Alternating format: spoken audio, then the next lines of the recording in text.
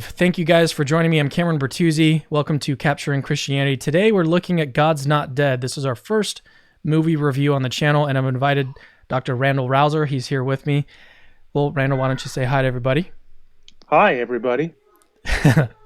Well, like I said, this is our first movie review, and it's something that I kind of wanted to do. I like watching movies. I think I was reaching out to different people, different theologians, Christian theologians, asking them, are you a movie watcher? Do you watch a lot of movies? And I reached out to Randal in particular, and he was like, yeah, I've actually done a few movie reviews. He sent me to a few of his links on his website, and I really liked them. So that's part of the reason why Randal and I have sort of teamed up on this little movie review thing. So if you want to see more movie reviews like this, let me know in the comments. Maybe you can do that after you actually watch the video and hear what we have to say if you want to hear more of our thoughts on these movies. But today, like I said, we're talking about God's Not Dead. That's a movie that came out in 2014. There's actually 3 at the point that we're recording this, so it's 2020 as of this recording, and we're on God's Not Dead 3. But we wanted to do God's Not Dead 1. Randal, why don't you go ahead and explain, after we were discussing this, why reviewing this movie is because it's been 6 years since this movie came out, so it might seem like a weird movie to start with.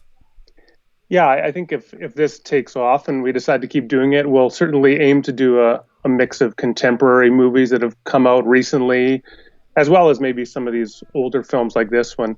And this seems to be a good one to begin with, especially because we're kind of coming at movies from the interest of theology, apologetics, and a Christian worldview. And God's Not Dead is kind of in your face with some of those themes. But also it's not a particularly subtle film. It paints in black and white strokes and in big strokes, I should say black and white colors, big strokes. And so it's easy to kind of get in there and look at what the filmmakers are doing, how they're presenting the Christian worldview, and as well as non-Christians, and then to reflect on that and think, as a cinematic piece, is this an effective film? Is it an effective film at conveying Christianity or conveying what other people think and how we should engage with them? So I thought myself that it would be a good place to begin. It's almost like kind of starting on the junior climbing wall at the gym or something like that. Yeah, so what we want to do if we continue to do movie reviews like this in the future is we want to focus on movies that have some kind of overlap with apologetics or with Christian theology, Christian thought. And so God's Not Dead was just an easy target. It explicitly deals with apologetics, and we're going to talk about that, how well it does that. But that's the purpose of these movie reviews. So the next one that we're thinking about doing is actually the movie Silence that came out a couple years ago. When did that one come out? Was it 2017? I think it wasn't too long ago. Yeah, that sounds about right. Yeah, 2017, 2018. I really enjoyed that one. And there's a lot of interesting things there that are very unlike this one, that there's just a lot more to talk about that's really interesting. As a Christian film, though, God's Not Dead, I felt like if we want to say something positive about it, we can go ahead and just get into the review here. If we want to say something positive about it, the cinematic quality of it wasn't too bad. As a photographer, someone with a little of a cinema background, I'm not a cinematographer in the slightest, but I can appreciate good film and good shots and photography. And as far as that is concerned, it wasn't too bad. I don't want to fault it too much on that. There was only a couple times where like audio was weird or like there was a weird angle of a shot that kind of stuck out to me, but cinematically it wasn't that bad. And I guess a few other positive things about this movie was that well, obviously it's a clean movie, it's a Christian movie, and so you can watch it with your family if you're a Christian, so that's really good. But that applies to a lot of bad movies as well, so it's not necessarily super positive.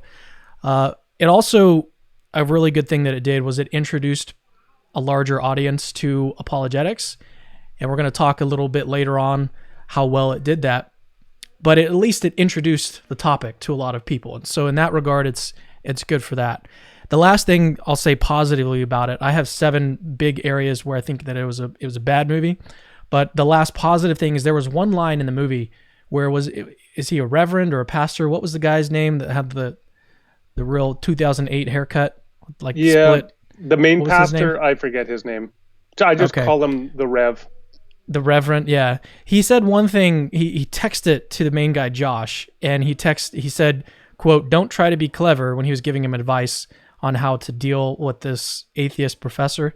He said, don't try to be clever, be content to tell the truth. That was a text that he sent him. And I think that that's actually a really, really good message for the pastor to send him, not just for a pastor to send somebody in this situation, but just more generally. I think that oftentimes when we're in this situation, or when we're in a situation like this, we tend to want to be clever. We want to sound smart. We want to say things that make us look a certain way instead of really just caring about what's true. And so I think that that's actually a really good thing to point out. And it was just, I don't even know how intentional it was to have such a good line in the movie. But anyways, those are my biggest positive. It's clean. It introduced the audience, or a larger audience, to apologetics. And then it has a really good quote about not trying to be clever, but being content to tell the truth. What do you have to say about the movie in terms of what's positive about it before we get to all the stuff that we don't like about it? Yeah. Well, I agree that the production values are relatively good. So this is not a low budget film. I think it was PureFlix that made it. Yeah. Okay. So the production company, they had a decent budget. And I thought that as well, the screenplay, while predictable, definitely, was nonetheless, it was well paced. It wasn't a boring film for me to sit through. I mean, some films, are just, you want to claw your eyeballs because you're so bored. And I wasn't ever bored in this film. I mean, admittedly, half the time I was just jumping out of my seat in irritation. But I do think it's well paced, so it doesn't lag at different parts. It keeps you engaged. And I agree that, it introduces apologetics. I mean, I like to say that the Da Vinci Code was not a great book, but it was a great book for raising questions about the origin of Christianity. And I don't think this is a great film, but this is a decent film, certainly for starting an apologetic conversation. Now, you may have to do some debriefing from the way it presents worldviews and Christian apologetics, but at least it does present arguments and it gets people talking about it. And so I think that we can certainly use it as a tool to start conversations and get people thinking. So I thought it was fine like that. The actors, I mean, there obviously were no Academy Awards given for this film, but I thought the actors were all serviceable. They were all fine. I wouldn't say there's any terrible acting in the film. So I think that the reason that it got very negative reviews, which it certainly did from critics, I think in part I would say is due to anti-Christian bias. And, I understand, like, sometimes when films are marketed directly to a Christian audience, they can be viewed as propaganda rather than film. And I think that is a legitimate concern. So propaganda being when a particular form of media is made only as a vehicle to inculcate or to develop or form an ideology or worldview within the audience. And I think that that's a legitimate critique of this film. But I also think that there's some unjustified anti-Christian bias in quote unquote Hollywood. And so I think sometimes the negative reception is unjustified.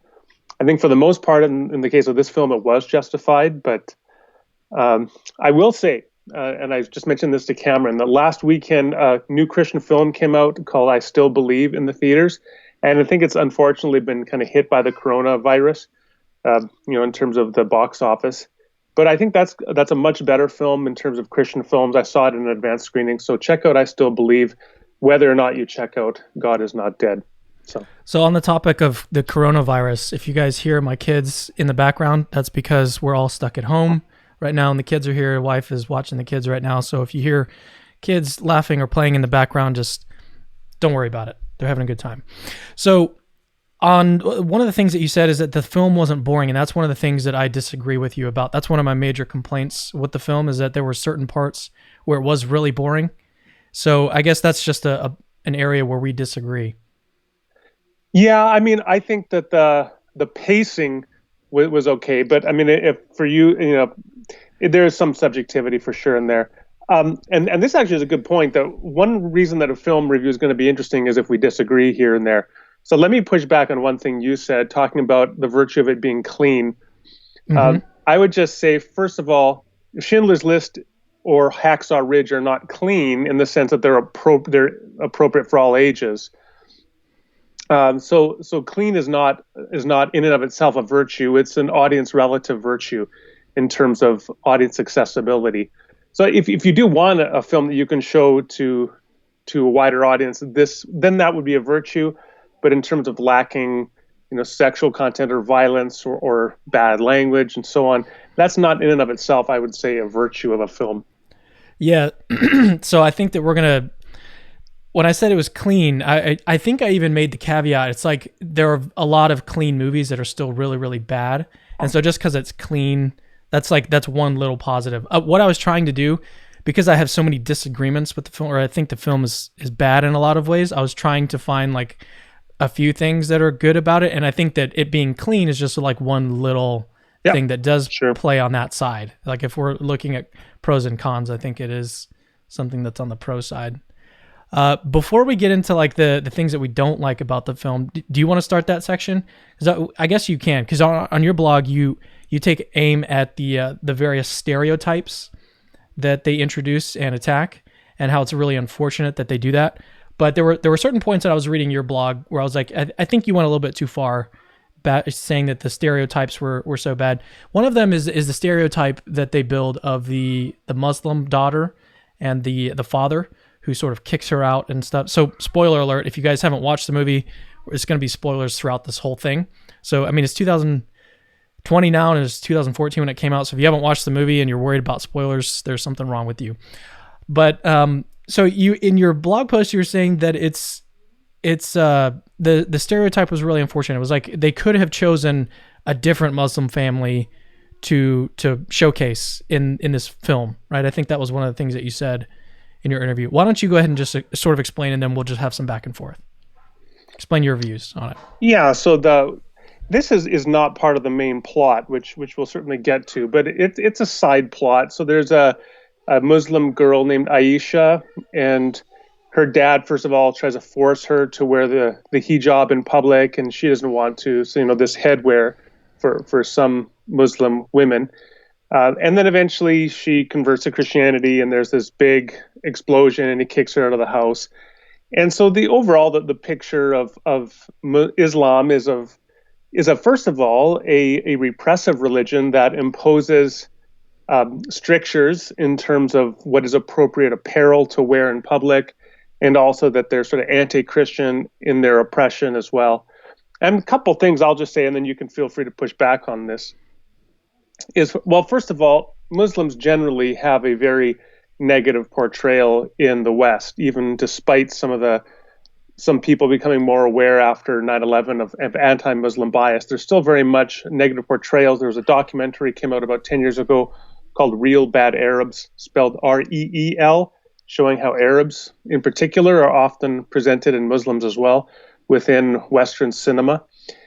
And I mean, I think that here, this is often something that Christians complain about, that the way that we're portrayed in films is unremittingly negative.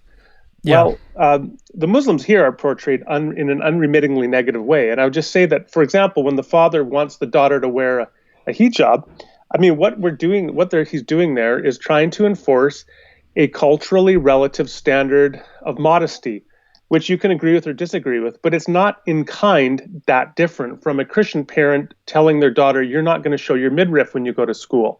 So you could portray that Christian parent very negatively by enforcing their standard of modesty, just like the Muslim. And I think that we have to recognize that we're all on that same spectrum or continuum as parents trying to enforce particular standards. So if the Christian parent resents Hollywood depicting them negatively, they should have some sympathy with the Muslim parent who's trying to enforce a stricture of modesty on their children as well. Yeah. Okay. So I don't disagree with you a whole lot on this, actually. I think that it is unfortunate that, I mean, it's not just the Muslim family that there's these stereotypes that are going on. It's very unrealistic. But I guess that is part of it, because there are families like that where you have a very traditional father who would, beat their kid if they found out that they converted to Christianity. So in some respects, I guess that's my only pushback that I would have on that, is that even though they are sort of portraying all Muslims, I guess that's another thing, is that I don't know that they are doing that. I don't know that they are portraying all Muslims in this way. I think your issue is that they're doing it in a way that's sort of public, and so it's just targeting a stereotype when a lot of Muslim families are not like that at all. See, yeah, like in my review of the film, I gave two well-known examples. I gave three, but two of them that I gave of Christians portrayed negatively. So one was in the film Carrie, the 1976 original film based on the Stephen King novel. It depicts Sissy Spacek as Carrie, and then her mother is this really oppressive, kind of crazy Christian fundamentalist mother. And then another one in 1991 was Cape Fear, and in Cape Fear, Robert De Niro plays this. Crazy psycho, literally like a psychopath Christian with Bible verses tattooed all over his back. Now, you can, of course, always come back and say, yeah, but not, I mean, there are Christian parents who are like that. There are psychos who have Bible verses tattooed on their back. Fair enough. But those portrayals are also part of a wider narrative of Hollywood always portraying Christians negatively. And that's one of the reasons that you kind of get irritated by them. And I would say, well, this is actually part of a wider trend within Christian subculture of portraying Muslims negatively. And that's one of the reasons that I find it worrisome. I just also say that the fact that the father, yeah, he doesn't respond well to the daughter's conversion by any means, but also you can imagine Christian parents not responding particularly well to their children converting to Islam. And in fact, there are at least a few Christian parents that might physically abuse their children as well. So we can always kind of come back on that, but I just think it's an uncharitable portrayal of Muslims. Yeah, so one of the things you said was that when it comes to Christians or evangelicals more broadly, is that they sort of tend to, you didn't say the word caricature, but they target Muslims, they target the sort of worst forms of Islam in their movies and in their articles, whatever they do. And I guess I would just need to see some evidence of that. Like what reason do you think, or what's your argument that most evangelicals are targeting Muslims in this like sort of really bad way, or portraying them as really negative, in really a real negative light? Well, I don't know. I'm trying to think of a positive portrayal of Muslims for in Christian media. Post 9/11, I think that there's certainly the standard response I think has been negative. There's been a lot of fear of Muslims.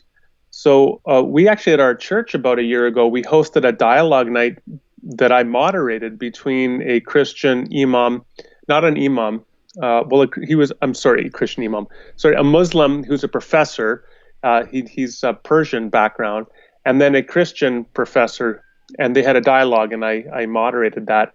And we had Muslims and Christians together in the congregation, but that kind of thing doesn't happen that often. I think that there is often a lot of fear. So I'm not committed to providing a bunch of data statistically as to how Muslims are portrayed within Christian subculture, but I don't think generally it's positive. I think generally Christians view Islam as an oppressive religion, whereas Islam and Christianity historically are not that different. Christianity only began to have a conception in the West of religious toleration in the 17th century, and before then we were much like many Muslim nations are now. So it's somewhat of an incidental modern development that Christianity has a sense of religious toleration. Yeah, I guess I would just want to look more into that, because I'm not familiar with how most Christians in media and art portray Muslims. I mean, a lot of what a conservative would say is that the liberal left is always portraying Islam and Muslim in a positive light, and so it's not necessarily a bad thing that you can sort of show this other side of Islam. I'm not saying that that's a good argument. That's what I'm saying. I just think that I guess that's how a conservative could respond. But I think that it is there's, to your point, and to show some agreement here, throughout the film, and just going beyond the sort of the Muslim part of the film, which again is like why was that even in the film in the first place? Like, it served relatively no purpose at all. And like the last part of the film, she like found Josh. He was at the Newsboys concert, which was that's one of my first points, is that the movie was like so cheesy. It was so cheesy. Mm-hmm. And the last part, the concert with Newsboys, was like the pinnacle of cheesiness. But like, she shows up and she's like, standing behind Josh, the main character protagonist of the film, standing behind him. And like, that's her whole purpose, is to like stand behind him and notice him. And we're supposed to be left with like this, maybe they're going to wind up together. The whole story served no purpose in this film other than just to sort of like bash this brand of I don't know. So to your point, to show some agreement here, I think that it is kind of unfortunate when the film is just sort of rife with stereotypes. That's the thing that you point out in your blog post, and that's the thing that one of the things that I agree with is that all this film does is look at like the worst stereotypes of everybody: atheist professors, liberal bloggers, or people who are sort of opposed to evangelicals or conservatives. It just like looks at them in the most uncharitable, the worst light possible. And I guess maybe the way that they would respond to that is by saying, well, look, we were making a film. We had to make it somewhat interesting. And so the way that we had to do that was to sort of go to the extremes. Just like when you're telling any sort of cinematic story, you've got to make it interesting and take some creative liberties in order to make the film interesting. So maybe that's the way that they would respond to that. I do believe, that the critique you make, that whole subplot, it doesn't serve the main plot, except to the point where she is kind of offered up as a replacement for the blonde girlfriend at the beginning, who tries to draw him away in an embodiment of the lust of flesh, the eyes, and the pride of life from First John 2. Right? She's sort of the first blonde girlfriend's like, no, don't go up against the atheist philosophy professor. We have a life we're planning together, and Josh will not be deterred like in Pilgrim's Progress. And so he shunts her off to the side and challenges the atheist philosophy professor. And then this new Christian, by the way, like what's his gift? So why didn't Josh just be like, hey, look, the Reverend told me to look at these scriptures, and that's why I'm wanting to do this, is because Jesus said, if you're ashamed of me before other people, then I'm going to be ashamed of you before my Father. Like, why didn't he just tell her the reasoning? Like, that's one of the things that I really dislike about the film. These sort of very unrealistic dialogues that restrict like how a normal dialogue would take place. Like, you'd obviously tell your girlfriend, hey, look, I was convinced of this. I was convinced to go talk to him because he told me to look at these scriptures, and I felt convicted. And so that's why I'm going to go do this, because I don't. Yeah. Anyways. Yeah, it's stilted. I mean, I mentioned the idea of propaganda at the beginning, and I do think that's a legitimate critique of the film. So the film, the characters, the plot line, I think that they serve to buoy up confidence among evangelical conservatives and offer criticisms those conservatives will like for outgroups relative to the evangelical Christian community. And so stuff like verisimilitude, or in other words, the reality of the dialogue, how would really people talk, that's considered secondary to the real point, which is to give these cardboard character cutouts. I mean, the whole name, Josh Wheaton, Joshua, Jesus, and then Wheaton is, I think, a reference to Wheaton College, sort of the embodiment of evangelical Christian intellectual conviction or something. So it's kind of very a bald symbol, I think. It's not a lot of subtlety in this film. All right, well, let me move on to some of my, unless you have anything else to add, I'm going to go ahead and just sort of list some of the biggest issues that I see with the film. Sure. And then get your comments on them. So like I mentioned, I think it's really cheesy. It was a really cheesy film. Like, many of the scenes were overly dramatic. The one scene where the leftist blogger is with her boyfriend, who's like maybe a Wall Street guy, I don't know. But they're like, she has cancer. She goes to dinner with the guy, and she's like, look, I have cancer. And then he's like, this is really bad timing for me. It's like that. I don't know. Not a lot of people really are going to be that completely psychopathic, right? Like that is, he has no conviction there.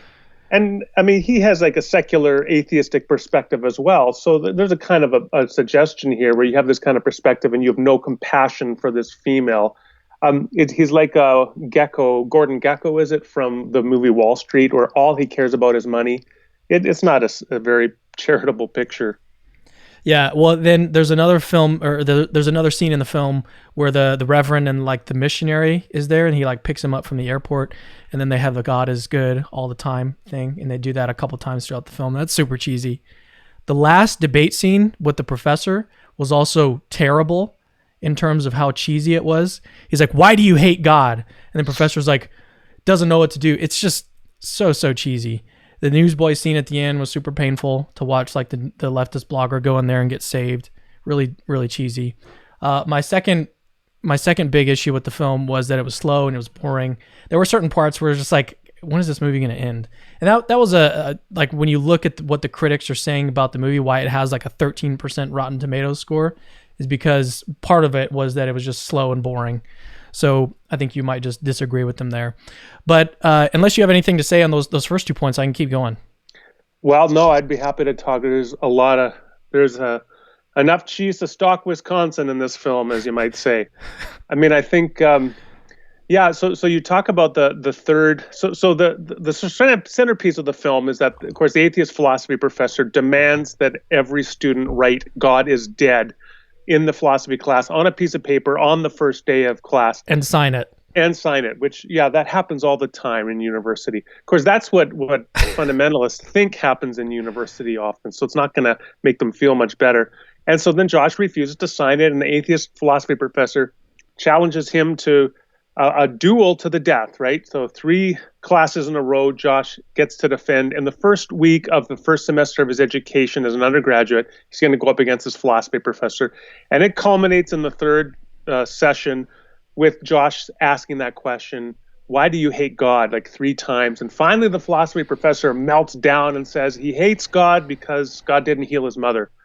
So here's a message. It's cheesy, yes, but I think at a more fundamental level, just the way that it portrays atheists as completely negative and opposed to God, and that at some level, Professor Radisson really does believe God exists, but he will not submit to God.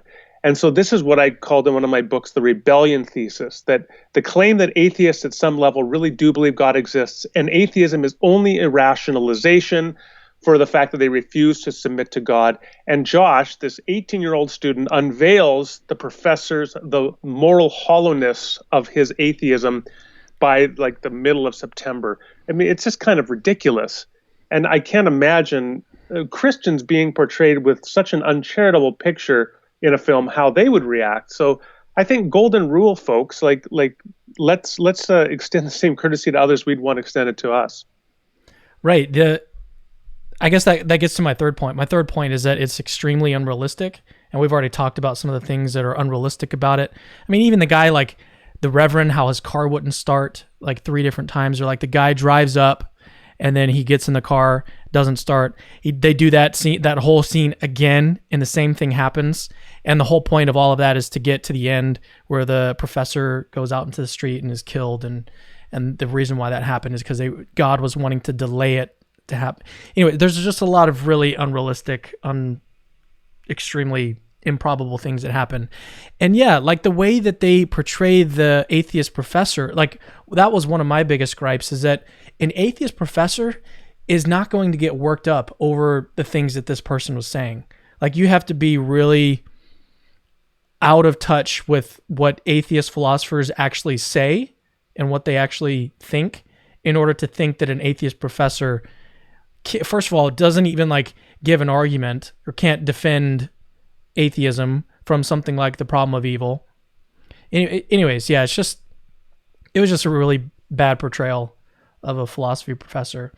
One of the other things, and this is just a little side point, is that Richard Dawkins is one of the first people that he names on his like whiteboard of philosophers who are atheists. I thought that was really strange. Like, why would they have an atheist philosopher list Richard Dawkins as a philosopher? It like the whole movie sort of seems like it was written from the not from the perspective of, but the whole movie seems like it was written by Josh. Like someone who's like a freshman college student who read like maybe 2 books on apologetics and was just like, I now have everything that I need in order to write up this fanciful movie about me going and like making an atheist professor look bad in his own class. It just, that's how the movie kind of came across to me. It was written by someone who's very just aware of apologetics at a very, very superficial level and writing a whole story around that minute knowledge that he has.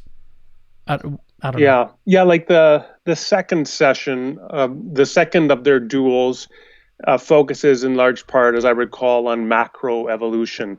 So, I mean, my first problem with that is there are many. I mean, this has been a conversation. He talks about he doesn't do macro evolution. What he does is he mentions the Cambrian explosion. He doesn't use that terminology. Yeah. I actually listened to each part individually because I wanted to see what I wanted to say about each one of them. The first session, I'll just go, I'll do a quick overview. The first session was on the beginning of the universe. And then at the end of that one, the atheist professor was like, oh, here's this Hawking quote about gravity being able to produce a universe. What are you going to do with that? And he didn't have an answer. And so in the second one, he magically found John Lennox, who had like this perfect quote for him to refute Hawking. And then the second part of that was talking about the Cambridge explosion and how life just sort of exploded onto the scene in evolutionary terms. And then the last one was on the problem of evil. Yeah. Okay. So, this idea that with respect to the Cambrian explosion, this is, of course, the background is that evolution is inconsistent with Christian conviction, which is simply false. So there are Christians who reject theistic evolution. There are Christians who accept it. The Catholic Church has taken a position of officially recognizing it as a legitimate position since the 1950s. Evangelicals with Francis Collins and Biologos have been leading the dialogue in developing theistic evolutionary models within an evangelical Christian context. So I don't think that we do ourselves any favors, because when you focus on something like the Cambrian explosion and try to argue that that's somehow inconsistent with or falsifies a theory of common descent or of evolutionary origins, what you do is perpetuate the warfare model of science and theology.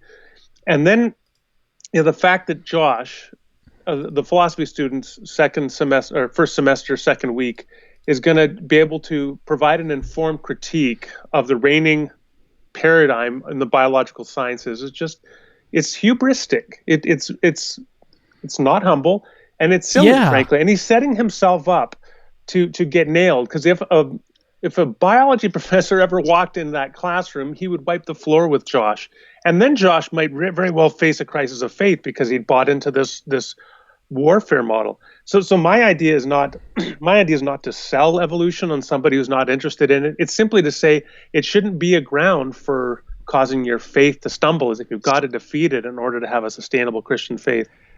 Yeah, so this is my seventh. I have 7 big issues with the film, and so my 7th one is that the apologetics in it is really weak.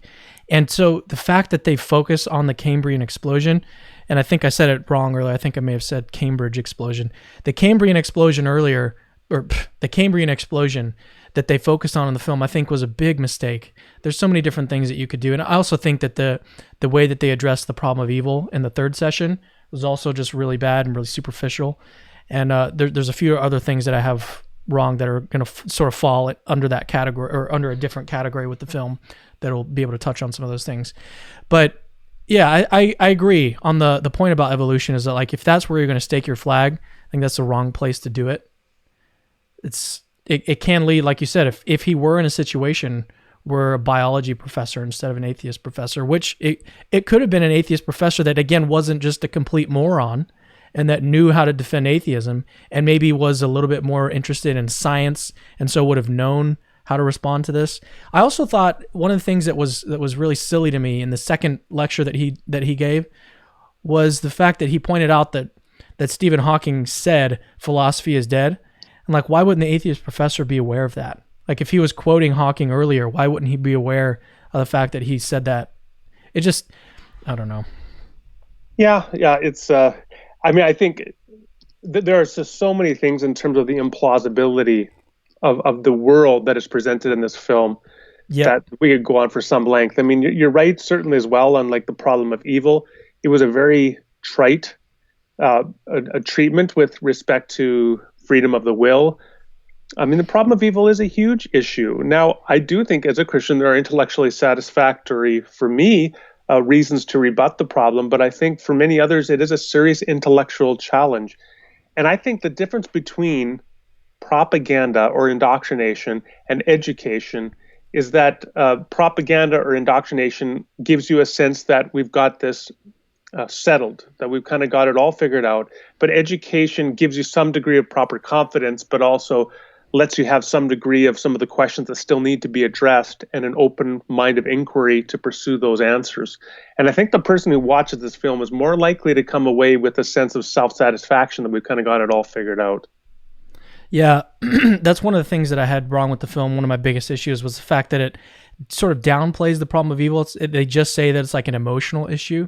That's basically what they try to get out of the professor, like having an emotional reaction. I hate God, or that may have been exactly what he said, but I don't know.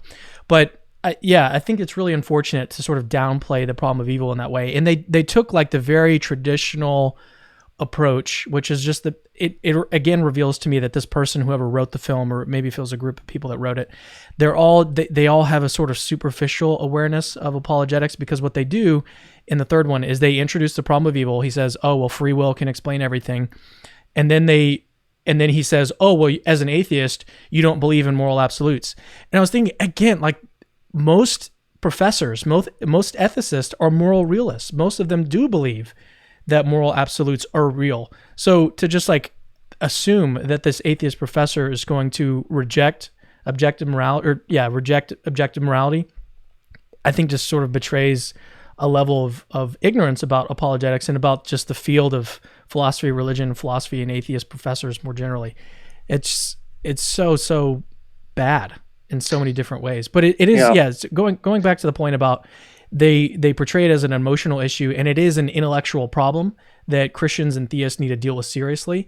And it's not something that we need to give the impression to other people that it's just something so easy, so simple to figure out. It's just the problem of evil is we can just hand wave it away. Just talk about, just easily transition into an argument from morality, and that's the way out of this problem. I think that's not, it's a way of not dealing seriously with the problem and sort of just shooing it away. And I think that we have enough of that in our culture, and especially between like Christians and atheists and the whole debate that goes on between the two. There's enough of hand waving away arguments and hand waving stuff away. Like if you're going to hand wave away the argument from contingency or the Kalam cosmological argument, but then if you're going to complain about atheists doing that to those arguments, and then you're going to do it to the problem of evil, I think, it's being hypocritical. You've got to deal seriously on both sides with everything. Yeah. And it's unfortunate that they portray it that way. It's just like this really easy thing, and that's why the atheist professor is doing this, is because, he just had an emotional experience when he was 12 years old, and so that's why he's an atheist. And so once we understand that, then we can see what motivates him. And it's the same thing that a lot of atheists do to Christians.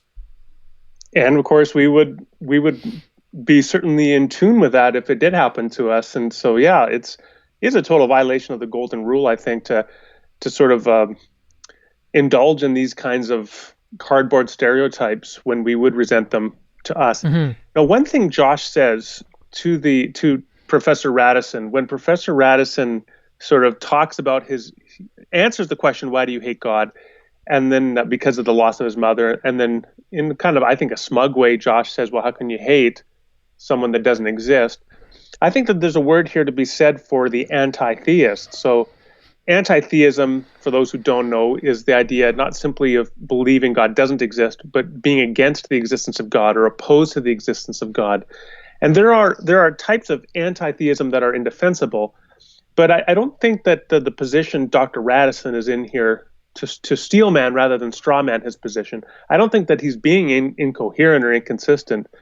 I think that if, to put it this way, like if an atheist would believe God doesn't exist, but they would also believe if God did exist, then they would be angry at God for having allowed the kind of evil that exists in the world.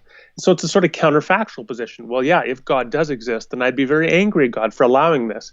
So I think that we can readily understand Dr. Radisson's anger at God for allowing his mother to die as counterfactually, well, if there is a God who allowed my mother to die, I'm going to be angry at that God. I can understand where he's coming from. And I think that we have to recognize, in fact, that if you go through Scripture, go through the Psalms or Job or other texts, that very much the protest against God for allowing particular things is a part of the Judeo-Christian tradition. So I think that there's something to be said for that kind of anger at God allowing certain things to happen. What we would need to do is to take that in a redemptive direction rather than just sort of censure Dr. Radisson as being this implacable moral rebel for having that resistance against God in the first place. Yeah, and it was supposed to be this like real big mic drop moment for Josh. It's like, well, why do you hate God if you don't think that he exists? And like you can just imagine him just dropping a mic and just walking off. And it's so silly. I mean, I guess that even adds more to the cheesiness of the film and the unrealistic part of it. So here's probably one of my biggest gripes with the film. It is that it encourages students to challenge their professors, I think, in a lot of ways, because it sort of portrays this like really fanciful scenario where the student, and like you said, in literally like 3 weeks, was able to learn enough information in order to like best and make his atheist philosophy professor, look like a complete moron in his class. It paints a real unrealistic picture that it can be very, very detrimental for students that are in this position. And it can give them this idea, oh, well, yeah, if this guy, if Josh can do it, and in the movie, he's portrayed as like giving all of these arguments that have no responses, and like it really catches the professor off guard. I think it gives a really, I want to use these terms like magical, fanciful. It gives a really unrealistic picture of a scenario like this. So what I want to say, in line with someone like Greg Kokel, who says, look, don't launch a frontal attack on a superior force. And that's exactly what this guy did, was he like launched this attack on this atheist professor. And so in a lot of ways, it was a bad thing for him to do. And it's a bad thing for other students to do, is to like do something like this, where you're trying to convince him or like break down his motivations for atheism, whatever. I think that that's a really unwise thing for students to do in a situation like this. So what you can do, it doesn't mean that you just have to like stop. What you can do is instead have like a personal, private conversation with the guy and just be like, hey, look, give me your reasons, give me your arguments, why you think that this view is true. I want to take those with me. I want to study these a bit more. I want to learn where you're coming from. That type of approach is a lot safer. It's a lot, I think, more intellectually responsible. You're not just going to go into this thinking, oh, look, it's just going to be so easy to beat this guy down. And going back to like what what did the guy say? The Reverend, when he sent him a text earlier, don't try to be clever, really care about the truth. And I think that's kind of like what he was trying to do. Ultimately, it kind of backfired.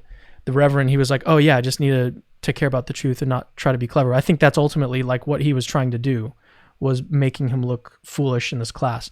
But anyways, the point is that it sort of encourages students to do this. And I think that that's a real, real big mistake. There's other things that you can do that are much smarter. It shows that you really care about the issues. You care about truth. You're not trying to like one up somebody in a classroom setting. It's just in reality, you're probably going to get crushed. You're not going to go into a situation where you have an atheist philosophy professor and in 3 20-minute sessions be able to expose him. Like, that's not going to happen to anybody. What's probably going to happen is you're going to look like a complete moron. The other thing is going to happen, and ultimately you might lose your faith. That's probably what's going to happen. So I think that it encourages people to do a really silly, stupid thing.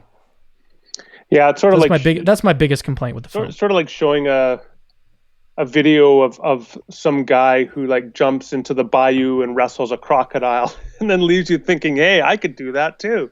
And that's not going to end well.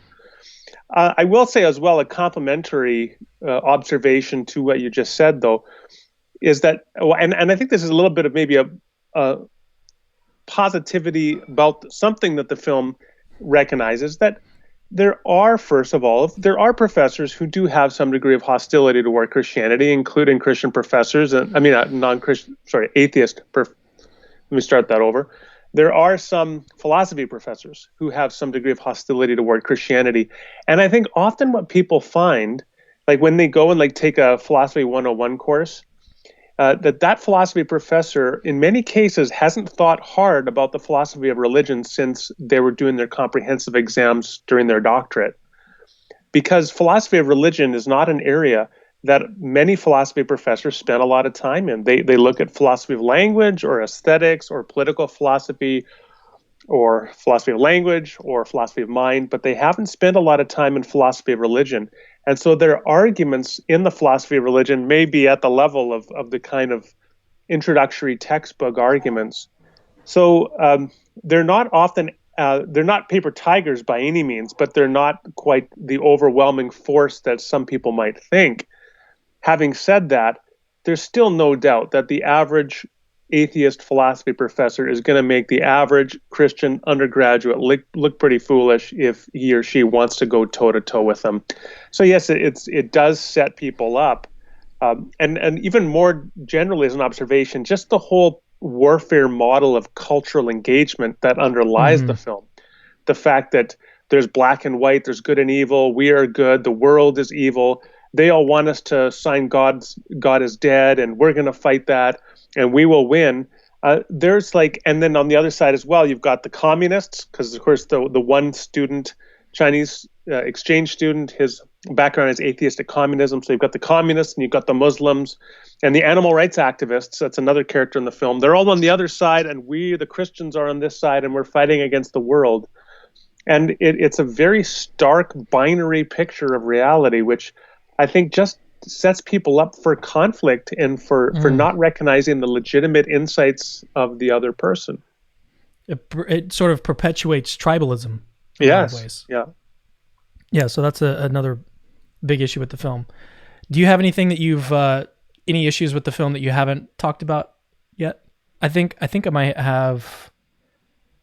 No, I think I've actually said everything that I have to say about it in terms of why I think it was bad. The only thing I could expound on is how weak the apologetics was, but I think that I've talked enough on that. Like the only two apologists that they mention are John Lennox and Lee Strobel, and not to say anything bad about those guys. I love Lee Strobel and John Lennox, the way that he's so winsome and he's brilliant. I mean, you can just, anything you listen to from him, you can just tell that the guy knows what he's talking about. He's brilliant. But the fact that they mention only those two guys, I think reveals again that we're basically dealing with whoever wrote this film with like a freshman, quote unquote, freshman apologist who just has like a very surface level understanding of the issues and wrote a film based on that. And I think it's unfortunate because there was such a big opportunity with this film to really portray apologetics in the best light possible. Because it did, that's one of the positives about this film, is that it introduced so many different people that didn't have an awareness of apologetics to apologetics.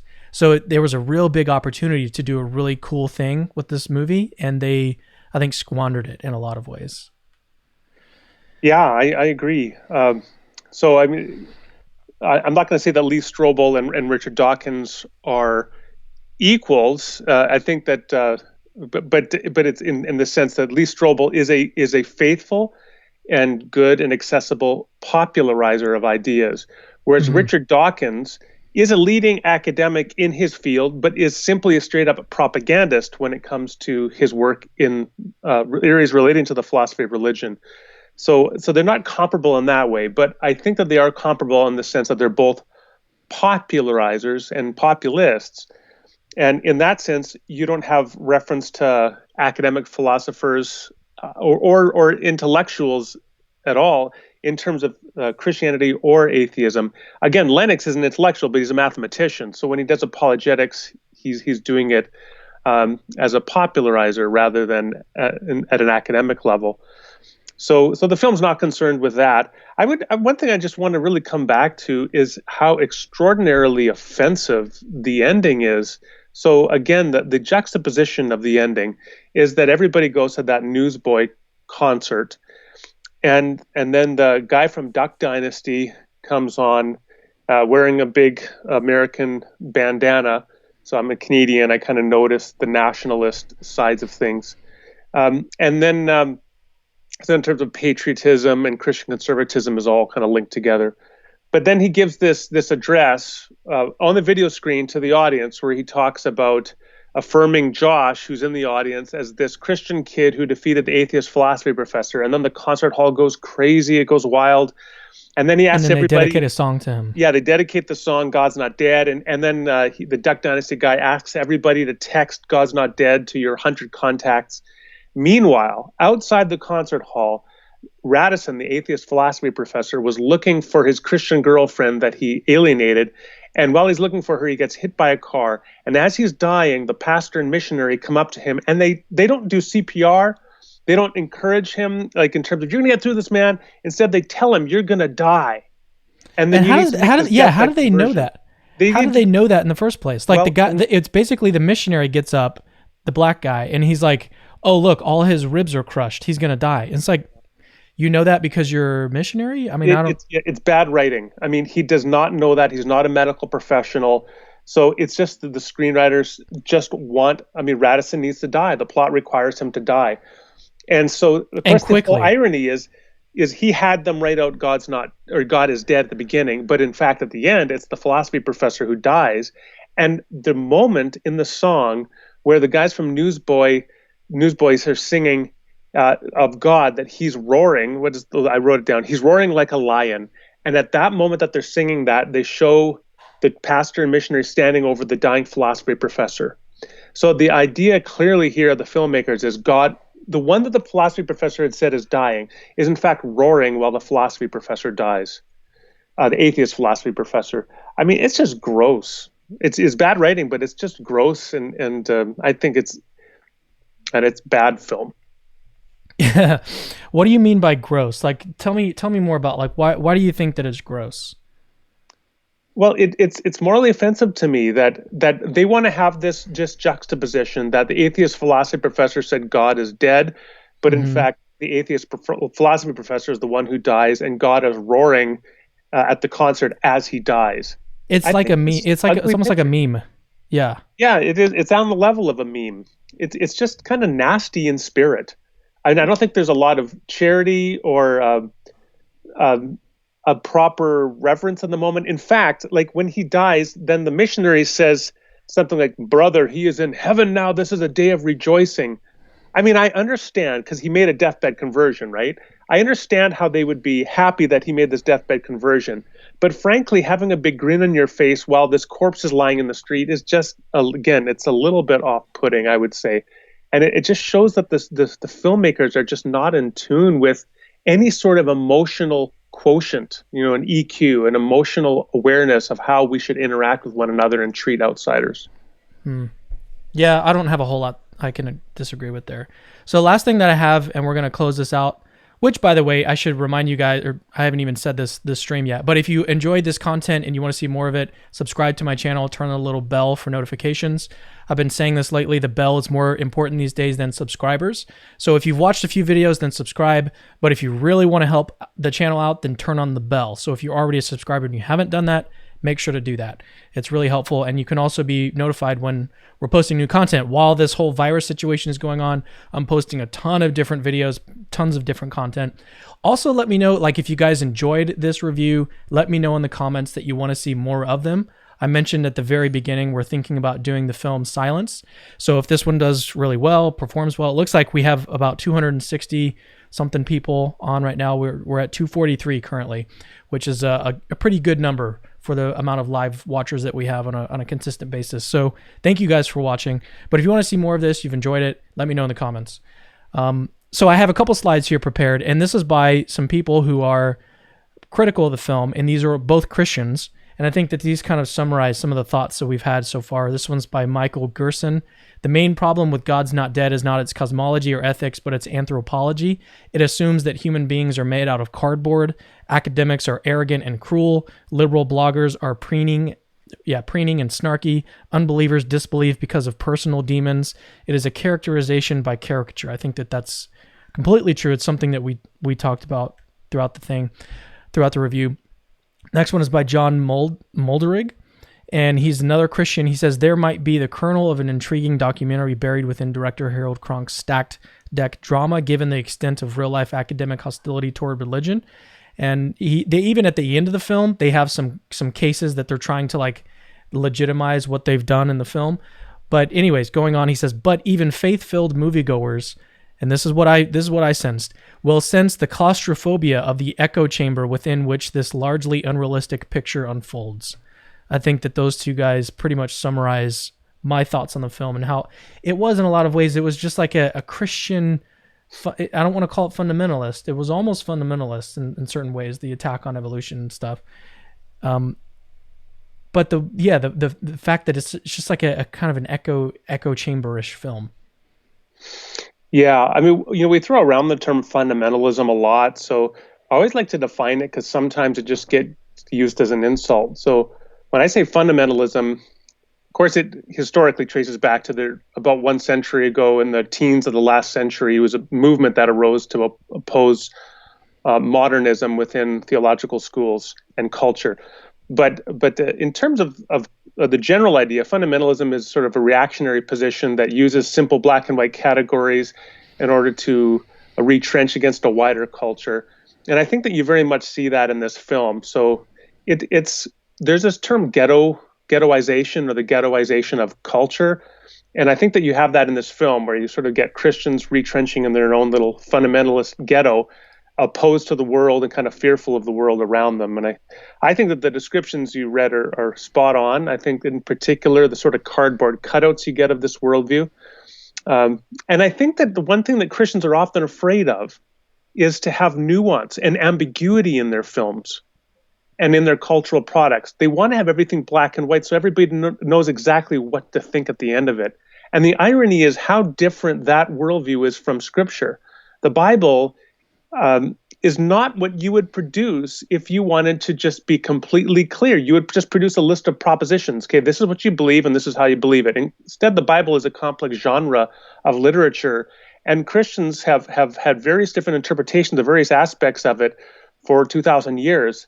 And I think that we should try exploring some degree of that complexity and nuance in our cultural productions as well, rather than just have these kind of black and white cardboard stereotypes that you see in this film. Yeah, and we want to encourage people to foster like good conversations with unbelievers, people that disagree with you. It doesn't just have to be Christian versus atheist. Anybody that you're talking to, I that's one of the things that I try to combat is the whole tribalism thing, and I fall into it myself. It's like it's so rampant throughout culture. It's really easy, I should say. It's really easy to just fall into the same rut and just, atheists versus Christians, and these guys are so stupid, so moronic, so idiotic. And it's easy to fall into that like mentality of just these other people who we disagree with are complete morons. They're irrational. They're not really thinking through their views. They're motivated by certain emotional things that are going on beneath the surface. Both people on both sides can fall into that. But I think that in our media and in everything else and what we do, what we need to be promoting is good dialogue. Just doesn't have to be, you don't have to be uncharitable toward people. You don't have to build stereotypes. And unfortunately, I think that's sort of a lot of what this film was based around. And it also did, like I mentioned, it was a really, I think that there is a good chance that some students were encouraged to go challenge their professors because of this film, because it looked like it was just so easy, and these arguments are just so easy to learn and even master. Like at the point where when he was talking, he was so confident in the way that he was talking. I think that's a really big concern that I have. Well, do you have anything to conclude our first movie review with, Randal? Well, I just like to underscore the point you just made. Rather than have a sort of hubris or an overconfidence about what we know, a healthy degree of intellectual humility will go a long way to build bridges with other peoples if you want to have an effective apologetic. And you don't get that in this film. All right, so the next movie we're going to do, if this stream does well, is the movie Silence, so be on the lookout for that. And with that, we'll see you guys later. So thank you for joining, and make sure to subscribe, make sure to hit the bell. Oh, if you want to support me, I should say, head over to patreon.com/capturingchristianity. That's the way to support me. But anyways, thank you guys so much, and thank you, Randal, for coming on. We'll see you guys later. Thanks.